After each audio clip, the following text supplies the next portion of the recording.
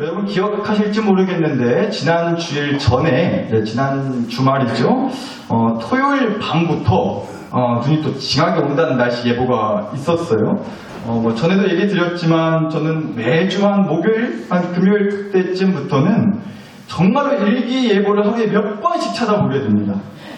특히나 요즘 같은 겨울이 되면요, 하루에 몇 번씩 일기예보를 일부러 찾아봐요. 눈 오면 안 된디, 주일날 눈 오면 안 된디.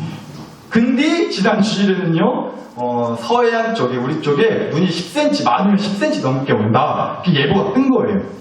그래가지고 믿음 없는 목사가 또 걱정이 시작된 거죠. 근데 뭐 어떡하겠어요. 눈 오는 걸 제가 억지로 막을 수도 없고.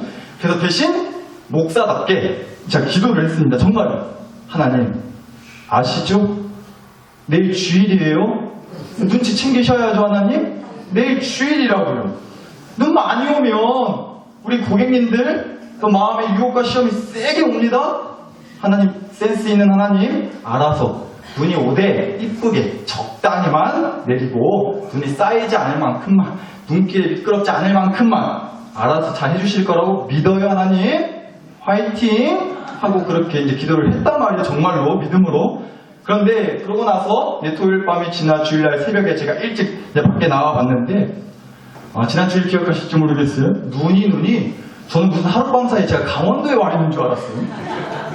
이제는 아시겠죠? 여러분 표정이 우리 교회 목사한테는 기도 부탁하면 안 되겠다고, 기도빨이 영 시원찮은 것 같다고 하실지 모르겠는데 아무튼 그랬습니다. 그래서 눈 이제 온다는 날씨 예보를 그렇게 사실은 며칠 전부터 제가 보고 확인하고 실은 저도 만반의 준비를 하긴 했습니다. 주일 전날, 그러니까 지난 주일 전날 토요일날 염화칼슘이 다 떨어져가지고 제가 염화칼슘을 사러 갔었거든요. 이제 제가 눈 많이 오고 할 때는 교회 앞에 염화칼슘도 뿌려놓고 하거든요. 근데 저는 한 번 갈 때 염화칼슘은 몰라 한 포대 사고 한 주먹 사고 그러지 않아요. 쟁여두려고 가서 몇 포대씩 있는 대로 다 달라고 그렇게 사실 사두거든요. 그렇게 안 보이시겠지만 제가 그렇게 나름 계획적인 사람입니다. 준비성이 철저하고. 또 그렇게 안 보이셨구나. 아멘. 나중에. 아무튼 그래가지고 제가 철물점 갔어요. 염화칼슘 25kg짜리 포대고, 포대 들어있는 거 5개 있대요. 또 5개 다 달라고 했습니다. 그랬더니요, 철물점 주인 아주머니가 놀래시는 거예요. 어디 업체에서 왔냐고, 뭐 이렇게 많이 사가냐고 막 놀래시더라고요. 그래서 제가 목사답게 예의 바르고 정중하고 공손하게 이렇게 얘기했죠. 교회에서 왔습니다 라고 했어요. 그렇게 얘기해야 돼요. 제 머리 때문에 헷갈리실 수가 있기 때문에 분명하게 소속을 밝혀야지, 안 그러면 또 오해하시더라고요. 교회에서 왔습니다 라고 그렇게 얘기를 드렸어요. 그런데 그랬더니 아주머니가 더 놀라시는 거예요. 뭔 교회에서 염화칼슘이 이렇게나 많이 필요하냐고, 어디 교회냐고. 그래서 제가 그랬죠. 내일 눈이 많이 온다고 해가지고 우리 교회에 오시는 성도님들 눈길에 넘어지실까봐 제가 염화칼슘 뿌려놓으려고요. 자, 여러분 여기서 이제 감동받으시면 돼요. 여기서 이제 감동받으시면, 여기 알려드렸어요. 여기서 감동받으시면, 이 얘기 들으려고 지금까지 이 얘기 아무 상관없는 얘기 같아 들으셨겠지만 이 얘기 일부러 했던 거예요. 생생내려고. 제가 여러분을 이렇게나 끔찍이 아끼고 사랑하고 소중하게 생각하는 그런 목사라는 거 생생내려고. 아멘. 감사합니다. 세뱃돈 이걸로 퉁칠게요. 제가 여러분을 이렇게 생각한다는 걸 좀 알려드리려고. 그 염화칼슘 25kg짜리 포대 한 개도 아니고 5개씩 계단 가지고 올라오는데요, 마치 십자가를 지고 골고다 언덕으로 오르시는 예수님처럼 제가 염화칼슘을 포대를 짊어지고 한 걸음 한 걸음 교회 계단을 오르는데 얼마나 어깨 축지가 아프던가요. 그러나 포기할 수 없었죠. 왜요? 우리 사랑하는 나사로 교회 성도님들 눈길에 혹시라도 넘어지시면 안 되는데 염화칼슘 뿌려놔야지 했다니까요. 했어요. 여러분 좀 기억해주세요. 네, 여러분 제가 뻔뻔하게 제 생생 내려고 하는 건 맞는데, 맞아요. 맞는데 정말로 얘기를 드리고 싶은 건 사실 이겁니다. 오늘 우리에게 주신 말씀 때문에 그래요. 계속해서 우리가 요새 매 주일마다 예수님이 우리에게 가르쳐 주시는, 나와 우리 집, 우리 교회가 무너지지 않게 해주는 그 행동의 뿌리, 그 행동의 뿌리는 어떤 것들이 있는지를 이제 마태복음 5장에 나오는 팔복의 말씀을 통해서 우리가 좀 알아보고 있는데, 어느덧 5번째 시간이 됐습니다. 오늘은 어떤 뿌리를 얘기해 주셨냐면요, 말씀 다시 한번 보시죠. 마태복음 5장 7절입니다. 긍휼히 여기는 자는 복이 있나니 그들이 긍휼히 여김을 받을 것이며 라고 했어요. 자, 여러분 오늘은요, 이 긍휼이라는 뿌리에 대해서 함께 좀 생각을 해보려고 해요. 예수님이 이렇게 말씀하셨다고요. 긍휼이 여기는 자가 복이 있대요. 자, 일단 이 긍휼이라는 뜻의 이제 말의 뜻이 뭔지를 보니까 비슷한 말로는 이제 자비라고 할 수 있겠더라고요. 자비. 네, 긍휼도 그렇고 자비도 그렇고 우리가 사실 보통 흔히 쓰는 말은 아니잖아요. 그래가지고 더 쉽게 좀 얘기를 하자면 이런 뜻인 거예요. 불쌍히 여기는 마음.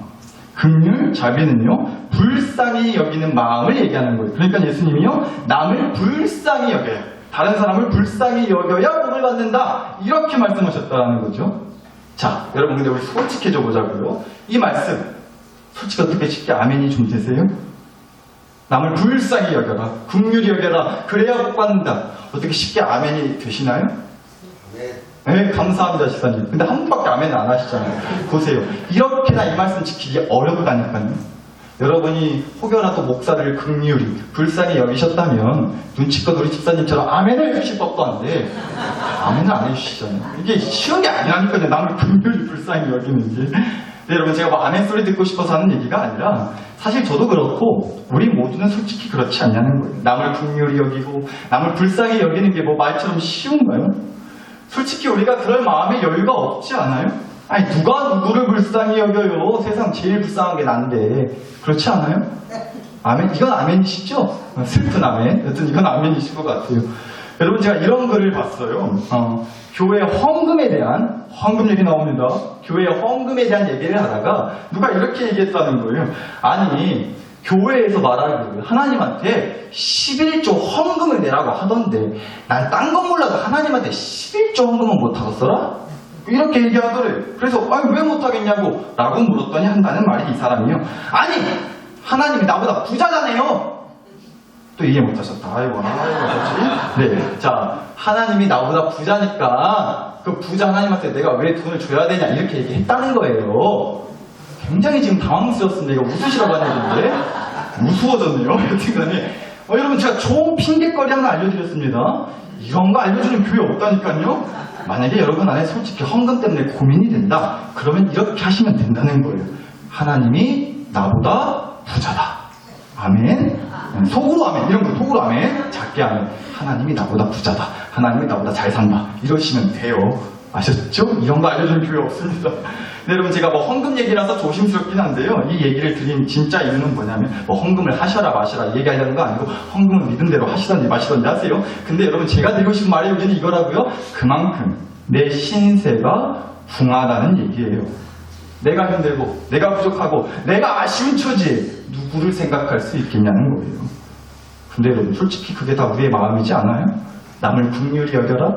남을 불쌍히 여겨라? 하나님 누가 누굴 불쌍히 여깁니까? 내가 제일 불쌍한데 나 이거 얼마나 힘든지 아시면서 그래요? 오늘 설교는 어째 들을 마음에 안 든다고. 요새 우리 집이 얼마나 난리인데 누굴 긍휼히 여겨? 누굴 불쌍히 여겨요? 나한테는 해당되는 말씀 아니라고. 우리 솔직히 그럴 수 있다니까요. 제가 좀 전에 여러분을 위해서 뭐 염화칼슘도 사다 놓고 지난 주일에 새벽 일찍 나와가지고 눈 치우고 염화칼슘 뿌리고 눈 치우고 그랬다니까요.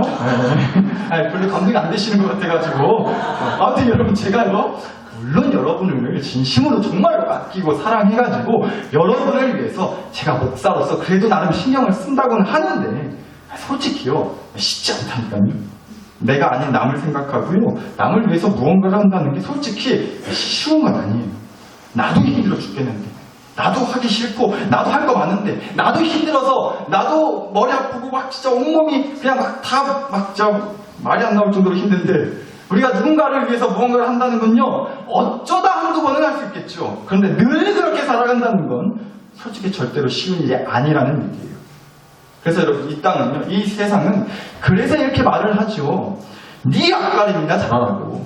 남 걱정할 시간에 네 걱정이나 하라고. 우리 사실 그렇잖아요. 우리 아들 딸들한테도 사실 그렇게 우리가 가르치지 않아요?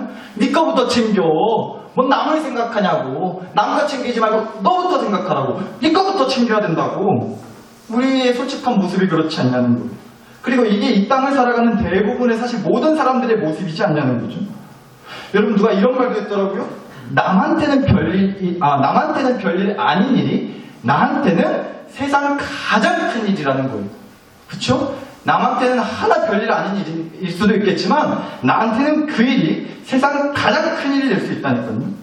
나는 그 일 때문에 생전 처음 한 번도 그런 적이 없었는데 그 일 때문에 생전 처음 입맛이 없다는 게 뭔지 느껴왔고 밥맛이 없다는 게 뼈저리 느껴보게 됐다고.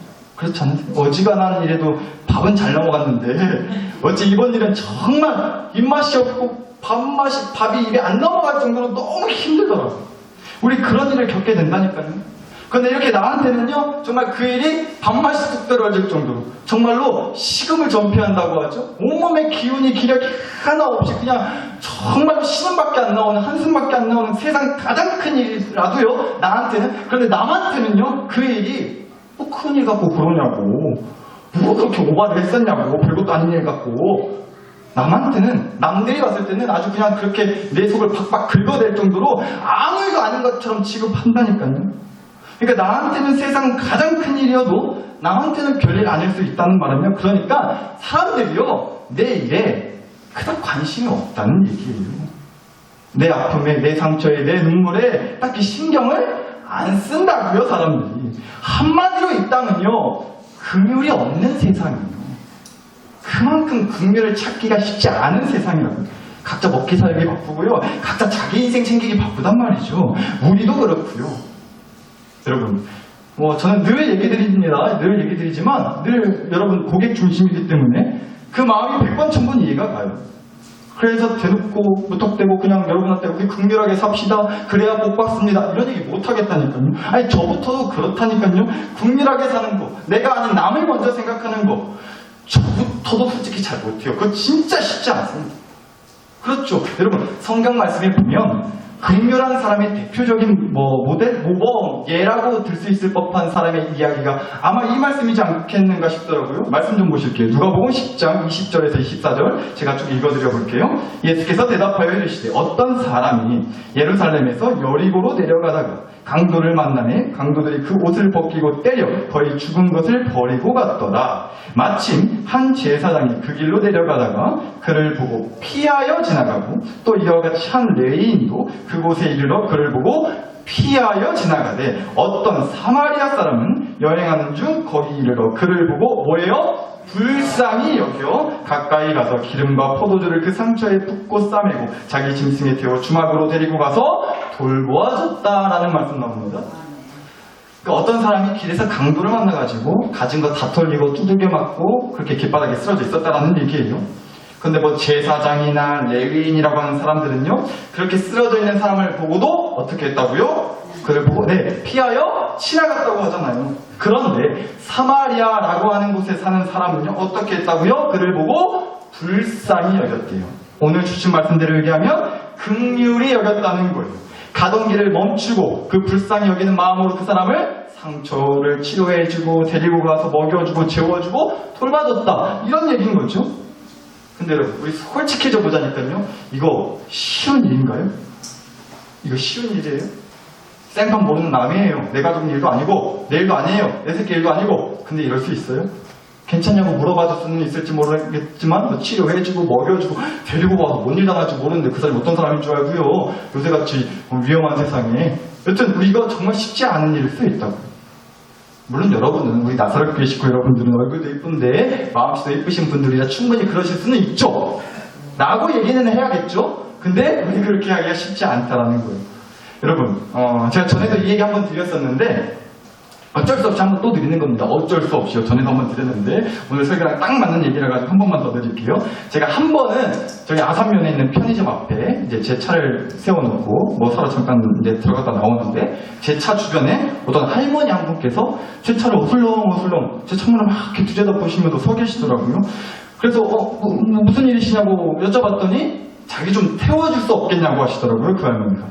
그래서 제가 타시라고, 목사답게 모셔다 드리겠다고, 차에 타시라고, 그렇게 해서 이제 모셔다 드리려고 했어요. 그래서 이제 가는 길에, 사실은 이제 태우기 전에 어디 가시냐고 물어봤어야 되는데, 순서가 좀 바뀌었어요. 일단 태운 다음에, 어디 가세요? 어디 사세요? 여쭤봤더니, 선운서 어디 마을에 사신다는 거예요. 우리 교회랑 완전히 다른 방향이에요. 그래서 살짝 후회했다니까요. 솔직한 마음으로다가. 여튼 그래서 제가 이제 안전하게 무사히 이제 마을까지 모셔다 드렸단 말이에요. 여러분 목사가 그랬다고 다시 한번 또 생색을 내고 있는 겁니다. 이 얘기를 곳에 또 까먹으셨을까봐 주기적으로 얘기를 다음에도 또 언젠가 한번 드릴 거예요. 까먹으시지 않도록. 여튼간에 여러분 우리가 어쩌다 한두 번은 그렇게 누구 도와줄 수 있다니까요. 한두 번은 착한 일 할 수 있어요. 불쌍히 여기는 마음에 도와줄 수는 있죠. 그런데 여러분 우리가 매번 그러기는 쉽지가 않다는 거예요. 아니 저도 그랬다니까요. 솔직한 마음으로다가 괜히 태워드렸다가 잘못되는 거 아니냐고.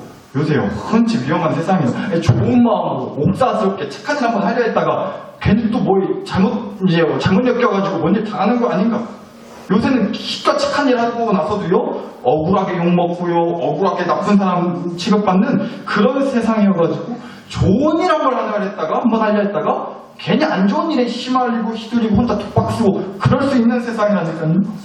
그래서도 쉽지 않은 거예요. 누군가를 긍휼히 여겨서 불쌍히 여겨서 좋은 마음으로 선한 마음으로 도와주려고 해도 그래서 이게 멈칫멈칫하게 된다니까요. 걸리는 게 많아요. 생각이 복잡해진다고요. 그래서 오늘 거듭 얘기를 드리는 겁니다. 오늘 우리에게 주신 말씀, 우리를 무너지지 않게 해주는 이 행동의 뿌리로 가르쳐 주신 이 말씀, 긍휼히 여기는 자는 복이 있나니 그들이 긍휼히 여김을 받을 것이에요. 이 말씀이요, 솔직히 쉽게 아멘하고 막 은혜가 되고 그렇게 살아야지 믿는 사람이라면 그런 도전이 되는 말씀이기가 쉽지 않다는 거예요. 어렵다고요.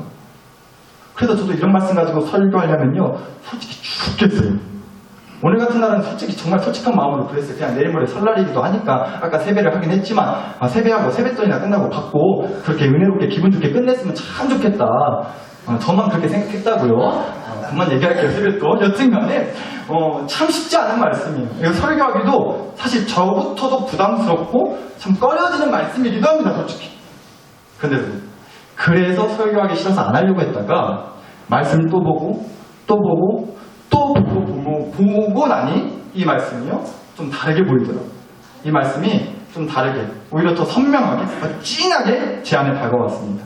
오늘 주신 말씀 다시 한번 잘 보시면 긍휼히 여기는 자는 복이 있나니 그들이 긍휼히 여김을 받을 것이미요 라고 했어요. 자, 말씀 잘 보시면 예수님께서요 우리한테 긍휼히 여기라고만 하지 않으셨다는 거. 이게 중요합니다. 긍휼히 여김을 받게 될 거라는 말씀도 하셨다는 거예요. 그러니까 여러분 사실 이 말씀은요 이런 뜻인 거예요. 이거 오늘 설교에서 제일 중요한 얘기니까 한번 다 같이 좀 따라서 해주시면 좋겠습니다. 따라서 해주세요. 나도 긍휼히 여김을 받아야 되는 사람이다. 한 번에 시작. 나도 긍휼히 여김을 받아야 되는 사람이다. 네, 수준이 많이 올라오셨네. 감사합니다. 이거 이긴 걸 한 번에 감사해요. 여러분 이런 얘기라고요. 내가 긍휼히 여김을 받아야 되기 때문에 남을 긍휼히 여기라는 말씀이에요. 다시요. 내가 긍휼히 여김을 받아야 하기 때문에 남을 긍휼히 여기라는 말씀이에요. 누가 이런 말을 했어요? 돈이 돈을 부른다고요. 돈이 돈을 부른다는 거예요. 돈이 있어야 그 돈이 더 많은 돈을 벌 수 있게 해준다. 이런 뜻인 거죠. 근데 여러분 생각해보니까 이 말을 어디보다도 가장 확실히 증명할 수 있고 가장 간증이 되는 곳이 있다면 돈이 돈을 부르는 은혜의 현장이 있다면 바로 여기가 아닐까 싶더라고요. 바로 고스톱판이요. 고스톱판. 알아요. 여러분 전문 분야가 아니다 보니까 굉장히 낯설게 들리실 수는 있어요. 고스톱이란 게 있어요. 화투라는 게 있어요. 화투 가지고 화투피 비슷한 것끼리 쫙 맞춰가지고 피박에 원박에 맞나요? 또 뭐 몽고 투고 저도 안 해본 티 나죠? 몽고 투고 쓰리고 뭐 이런 거 하는 거 있어요. 생전 처음 들어보시죠? 그런 게 있대요. 모르실 거예요 여러분. 1년 365일 말씀 보고 기도하고 말씀으로 고하고 기도로 스톱하시는 여러분들이 고스톱을 당연히 모르실 것 같아서 얘기 드리는 건 근데 또 몇 분은 보니까 지금 손이 고스톱 얘기 나오니까 손이 근질근질 하시는 것 같은데 성경책을 팍팍 넘기시 착착 넘기시고 하실 것 같은데 여튼 여러분 우리가요 제가 그 얘기를 듣고 나서 돈이 돈을 부른다는 얘기를 듣고 나서 그런 생각이 들더라고요. 고스톱판 가면요 그런 분들 있는 것 같아요. 돈이 돈을 부른다고 고스톱을 치는데 자꾸 지는 거예요. 자꾸 돈을 잃게 되는 거예요. 그러면 어째 돈이 오늘따라 안 벌리는 게 내가 판돈이 부족해서 그런가 보다고.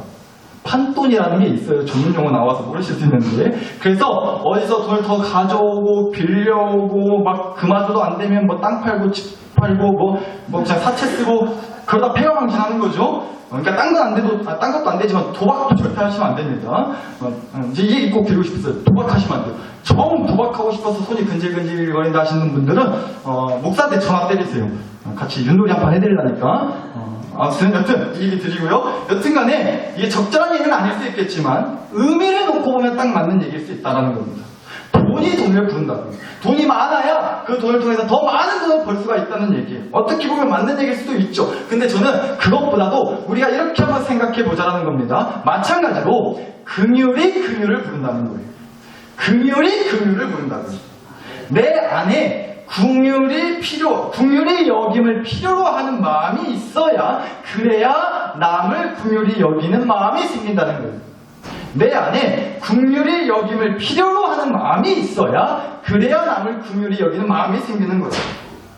앞에서 선한 사마리아 사람에 대한 말씀 보셨잖아요.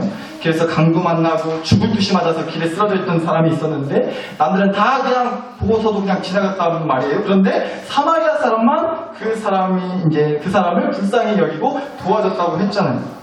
그래서 많은 분들이 우리도 그 선한 사마리아 같은 사람처럼 긍휼함을 가지고 살아야 된다라고 설교를 하고는 합니다. 근데 여러분 저는 좀 다르게 보였어요. 여러분 우리는요 그 선한 사마리아 사람이 되지 못해요. 저는 목사라고 괜히 이빨린 소리 절대 못한다니까요. 우리는 선한 사마리아 사람 같은 긍휼함을 갖기가 우리는 솔직히 어렵단 말이에요. 왜냐하면 잘 들으셔야 돼요. 왜냐하면 사실은 우리가 길에 쓰러져 있는 사람이기 때문에 그래요. 우리는 길에 쓰러져 있는 사람이에요. 강도 만나서 죽도록 얻어터지고 길바닥에서 개털돼서 힘없이 눈물을 흘리면서 끙끙 앓는 소리 내면서 쓰러져 있는 그 사람이 저와 여러분이라는 얘기예요.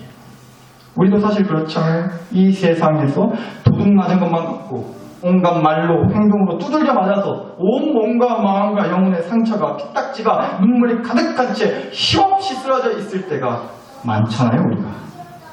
그래서 우리는요 누군가를 긍휼히 여기기 전에 먼저는 누군가로부터 긍휼함을 받아야 되는 사람들이라고요. 그래서 예수님이 이렇게 말씀하신 거예요. 긍휼히 여기는 자는 복이 있나니 그들이 긍휼히 여김을 받을 것이라고요.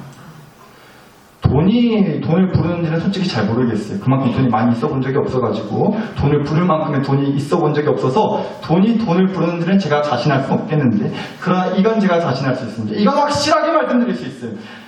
예수님 말씀이기 때문에 제가 이건 감히 확신하면서 말씀드릴 수 있겠는데 여러분 긍휼이 긍휼을 부릅니다. 꼭 기억하시길 바라요. 긍휼이 긍휼을 불러요. 내가 긍휼히 여김을 받아야 된다는 사실을 깨닫게 될 때 우리는 주님께 긍휼을 구하게 됩니다. 그러면 주님이 우리를 긍휼히 여겨주세요. 그러면 우리는 긍휼을 받게 되는 거예요. 그러면 우리가 주님께 받은 긍휼을 가지고 비로소 우리도 긍휼이 필요한 그 영혼에게 내 가족에게 긍휼을 나눠줄 수가 있게 된다. 이 얘기하는 거예요. 여러분 대도 않는데 어거지로 착해지려고 하지 않으셨으면 좋겠어요. 이미 여러분은 충분히 착하시니까 더 안 착해지셔도 돼요. 라고 일단 말은 해야 되겠죠? 네. 근데 여러분 진짜로 드리는 얘기예요. 어거지로 안 되는데 막 착해지려고 억지로 긍휼해지려고 억지로 남을 불쌍히 여겨서 도와주려고 어거지로 하려고 하지 않으셨으면 좋겠습니다. 하나님은 우리한테 뭔가를 어거지로 시켜서 우리를 막 힘들게 하고 괴롭게 하고 부담 팍팍 주려고 하는 분이 아니시란 말이에요. 그러니까 안 되는 거 억지로 하지 마세요. 그럼 뭘 해야 되느냐? 근데 이건 아셔야 돼요. 그럼 뭘 해야 되느냐? 먼저 긍휼을 받으시자는 얘기예요. 그리고 긍휼을 받기 위해서 긍휼을 구하자고. 누구한테요? 우리를 긍휼히 여겨주시는 하나님한테 말이에요. 누가 이런 말도 했더라고요. 하나님한테 자기가 기도를 안 하는 이유가 있대요. 하나님한테 기도를 안 하는 이유가 있다라는 겁니다. 뭐 바빠서 안 하고, 하기 귀찮아서 안 하고, 왜 해야 되는지 솔직히 모르겠어서 안 하고, 뭐 이런 이유 때문에 하나님한테 기도를 안 하는 게 아니고요. 기도를 안 하는 진짜 이유가 뭐냐면 아직 내 안에 힘이 남아있기 때문에 기도를 안 하는 거예요. 잘 들으셔야 돼요. 아직 내 안에 힘이 남아있기 때문에 우리가 기도를 안 한다고요. 여러분, 우리 솔직히 한번 생각해 보자니까요. 이거 엄청 찔리는 말이겠더라고요. 물론 이럴 때도 있죠. 진짜 너무 힘들면 정말 기도할 힘도 없다 싶을 때가 있어요. 맞아요. 그러면 너무 힘들면 기도가 안 나온다니까요. 기도할 힘도 안 난다 싶을 때가 분명 있기는 해요. 근데 여러분, 우리가 정말 한번 솔직히 생각해 보시자고요. 오히려 솔직히 내 안에 요만큼의 힘이라도 남아있어서 그래서 아직 그렇게까지 하나님을 찾고 싶은 마음이 안 드는 건 아니에요. 아직 내 안에 요만큼의 힘이 그래도 남아있어서 그래서 하나님한테 기도 안 하고 하나님 안 찾는 거 아니냐고요, 우리가 솔직히. 여러분, 제가 이 강대상을, 여기 있는 강대상을 저 혼자서 번쩍 들어서 이 앞까지 옮길 수 있을까요? 없을까요? 질문 끝나기도 전에 확신에 찬 눈빛으로 절대 못 옮겨, 우리 목사님. 저 비실비실한 몸으로. 큰일 난다고, 허리 나간다고 걱정하시는 눈빛인데, 여러분, 제가요, 할 수 있어요. 보여드릴까요? 원하세요? 아니, 원하시면 보여드려요. 이래서 또 못 보여드려. 내가 보여드리려고 했는데. 다시 여쭈진 않을게요. 다음 기회에. 여러분, 제가 만약에 정말로 이 강대상을 혼자서 옮겨야 될 일이 있다고 한번 해보자고요. 그래서 막 혼자서 어떻게든 이걸 옮겨보려고 막 낑낑거리면서 막 억지로 막 이렇게 어거지로 들어보려고 낑낑거리면서 저 혼자서 하는 데까지는 해보겠죠. 근데 그러다가도 도저히 안 되겠다 싶으면 어떡할까요? 아, 이거 내 힘으로는 혼자서 절대로 옮길 수가 없는 거구나. 내 힘만으로는 절대로 안 되는 거구나. 라는 걸 깨닫고 나면 어떡하겠어요? 어쩔 수 없죠. 당연히 도와달라고 하겠죠. 그렇죠? 여러분이 보시기에도 정말로 약하디 약한, 바람 보면 휙 하고 날아가실 것 같이 여리여리한 우리 성가대 집사님들께, 그쵸? 맞죠? 맞다고 해주셔야 돼요. 설날이잖아요. 네, 그럼요. 그 성가대 집사님들께라도 이거 좀 도와주시라고 그렇게 도움을 요청할 거란 말이에요. 도저히 혼자서 할 수 없다는 걸 깨닫게 될 때. 무슨 얘기냐면, 다시 얘기 드립니다. 그러니까 여러분, 나한테, 내 안에 내 힘이 완전히 바닥났다는 걸 깨달을 때, 비로소 우리는 도움을 구할 수 있다는 거예요. 따라서, 누가 봐도 하나님께 기도하고 하나님한테 매달려야만 될 것 같은 상황인데도, 그런 상황인데도 기도를 안 한다? 하나님을 찾지 않는다? 그건 여러분 사실요, 내 안에 기도할 힘이 없어서가 아니라 아직 내 안에 힘이 남아있기 때문에, 그래서 하나님을 찾지 않는 거다라는 얘기 드리는 거예요. 내 힘으로는 도저히 안 된다는 걸 깨달아야만 비로소 하나님의 힘에 의지할 수밖에 없다는 얘기입니다. 따라서 우리가 이것부터 하자고 얘기 드리는 거예요. 나는 긍휼이 필요한 사람이다. 나는 불쌍히 여김을 받아야 될 사람이다. 오히려 그렇게 당당하게 외치세요. 당당하게 선포하세요. 그래야 하나님께 구할 수가 있습니다. 나를 긍휼히 여겨주시라고, 우리 집을 불쌍히 여겨주시라고. 여러분, 그러면요, 하다못해 선한 사마리아 사람도, 그 사람도 길바닥에 쓰러져 있는 사람을 긍휼히 여겨줬다고 하면요, 우리 하나님 아버지께서 자녀되는, 아들, 딸 되는 저와 여러분을 모른 척 하시겠냐고요. 당연히 긍휼히, 불쌍히 여기셔서 결국 우리를 보살펴 주실 거라고 믿습니다. 여러분, 그렇게 우리가 하나님의 긍휼을 받게 되면요, 그 긍휼이 여김을 받는 걸 경험하고 나면요, 비로소 우리도 긍휼이 필요한 내 가족에게, 그 영혼에게 내가 받은 긍휼을 나눠줄 마음의 여유가, 마음의 도전이 생길 수 있다는 얘기입니다. 이제 설교 마무리하면서요, 이거 하나 좀 보여드리면서 마무리하려고 하는데, 여러분, 이게 저희 집 안에서, 실내에서 제가 신고 다녔던 실내화입니다. 제가 저희 집에서 신고 다녔던 실내화라고 얘기 드렸어요. 근데 신고 다녔던 실내화라는 얘기는 그럼 지금은 신는다는 거예요? 안 신는다는 거예요? 정확히 말하면 못 신고 있어요. 왜냐하면 하나님 다음으로 높으신 아내님께서요, 어느 날 갑자기 이 실내화를 신고 있는 저한테 이렇게 얘기하더라고요. 이곳은 거룩한 땅이니 너의 신을 벗어라. 자기가 신겠다는 거예요, 이제부터는. 그래서 저는 하루아침에 제가 제일 가장 아끼는 이 실내화를 빼앗겼다는 얘기를 감히 겁도 없이 이 자리에서 지금 하고 있습니다. 제가 제 사랑하는 아내에게 빼앗긴 게 아니라 양보했다는 거예요. 제가 그런 남편이라는 거 좀 알아주시면 감사하겠습니다. 근데 살짝 겁은 나요. 오늘 이 얘기를 하고 나서 집에 가서 무사할 수 있을지 기도해 주시길 바랍니다. 다음 주에도 저를 만날 수 있도록. 여러분, 근데 잘 들으셨으면 좋겠어요. 이걸 가리켜서 우리 업계에서는, 우리 교회에서는, 성경에서는 이렇게 말한다고요. 두 글자로 긍휼이라고 하는 거예요. 여러분, 이게 바로 긍휼이에요. 실내화를 달라고 하는 사랑하는 아내에게 실내화를 줄 수 있는 긍휼의 마음. 얘기가 이렇게 이어질 거라고는 전혀 예상 못하셨죠? 여러분, 우리가 하나님 아버지로부터 바로 그 긍휼의 은혜를 구할 수 있다는 거예요. 왜냐하면 아버지 되시는 우리 하나님께서 우리를 그 긍휼의 마음으로 바라봐 주시기 때문에 그렇다고요. 따라서 먼저는 하나님께 충분히 넘치게 아주 질리도록 긍휼을 받으실 수 있었으면 좋겠어요. 긍휼히 여기는 자는 이라는 말씀은요, 긍휼이 필요하다는 걸 아는 자는 이라는 말씀이에요. 그러니까 긍휼이 필요하다는 걸 안다는 건요, 자기 안에 긍휼이 부족하다는 걸 안다는 뜻이에요. 그래서 긍휼을 주시는 하나님께 긍휼을 달라고 구하게 된다는 거죠. 그러면 긍휼을 하나님께서 주십니다. 그러면 그 받은 긍휼을 가지고 긍휼이 필요한 다른 영혼에게 나눠주고 베풀 수 있게 된다는 거예요. 따라서 우리 이렇게 기도했으면 좋겠어요. 하나님, 미워 죽겠는 그 인간, 분명 열불나게 한 그 인간, 도저히 이해가 되지 않고 코딱지나 죽겠는 그 인간, 가족들, 부모, 자식, 형제들을 억지로 사랑하고 억지로 긍휼히 여길 자신은 죄송하지만 없습니다, 하나님. 그럼 먼저 내 안에 하나님의 긍휼을 위로받고 하나님의 긍휼로 회복되는 은혜가 있게 하여 주시옵소서. 그래서 하나님께 받은 긍휼이 내 안에 하도 넘쳐가지고 그 넘치는 긍휼의 은혜를 내 가족들에게, 불쌍한 그 영혼에게까지 흘려보낼 수 있게 하여 주시옵소서. 함께 주신 말씀과 은혜를 가지고서 주여 한번 간절히 부르시고 우리 하나님께 기도 올려드리겠습니다. 주여 부르고 기도합니다. 주여